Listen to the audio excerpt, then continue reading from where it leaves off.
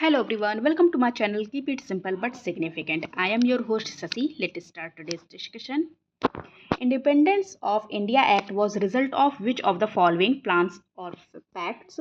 तो independence of India किसका result था? तो ये रिजल्ट था माउंटबेटन प्लान का, और ये 3 जून 1947 को लॉर्ड माउंटबेटन जो वायसराय थे इंडिया के, उन्होंने पार्टीशन प्लान को आगे रखा, जिसका नाम रखा गया mount ब्लेटन plan.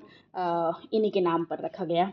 The plan was accepted both by the both Congress and Muslim League. Immediately enforce किया गया इसको as a form of Indian independence in 1947। Right to service is an important part of which among the following bills or act? तो right to service important part है किस bill या act का? तो ये important part है किसका? Right to information act का। Answer is C. Right to service is an important part of right to information act, और ये एक्ट आया था 2005 में। Who among the following can be chairman of the National Human Right Commission? National human right commission के chairman कौन हो सकते हैं? तो ये हो सकते हैं retired chief justice of India. Answer is D.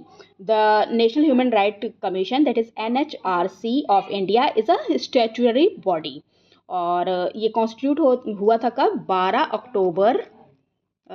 अक्टूबर 1993 को ये कॉन्स्टिट्यूट हुआ था। और जो चेयरमैन होते हैं NHRC के can be a retired chief justice of India. Which of the following present ministry of government of India was formerly ministry of welfare? तो प्रेजेंट मिनिस्ट्री जो है गवर्नमेंट ऑफ इंडिया की, उसको फॉर्मरली उसको ministry of welfare कहा जाता है। वो कौन था? तो ये है ministry of social justice and empowerment. The name of the earth wise Ministry of Welfare was changed to the Ministry of Social Justice and Empowerment in May 1998. Fourth schedule of Indian constitution deals with which of the following? किससे deal करता है fourth schedule? तो ये deal करता है allocation of seats for the council of state. The fourth schedule of Indian Council of India deals with the allocation of seats in Rajya Sabha to the states and Union Territory of India.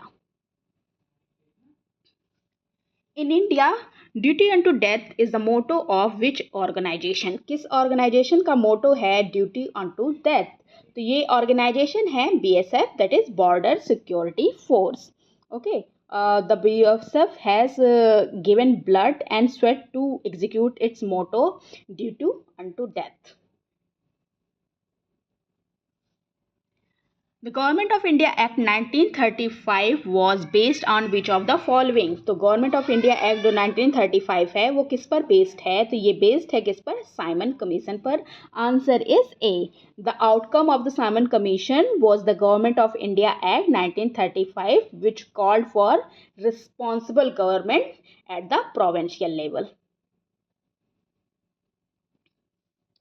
A person can be appointed as Attorney General of India provided he or she is qualified to be appointed as which among the following?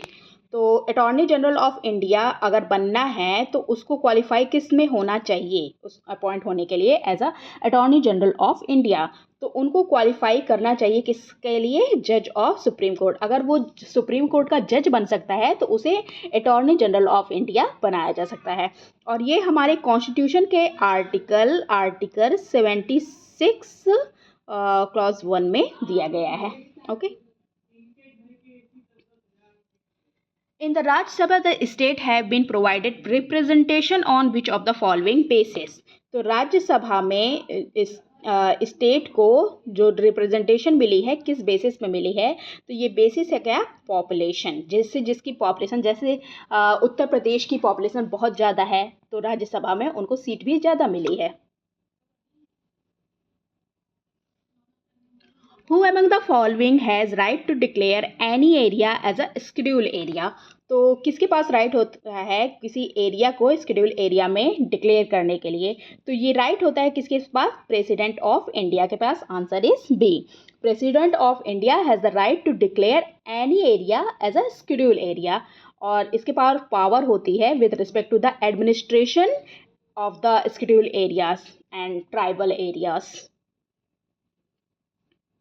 That's all for today. If you like my video, please do like, comment, share and subscribe. Thank you.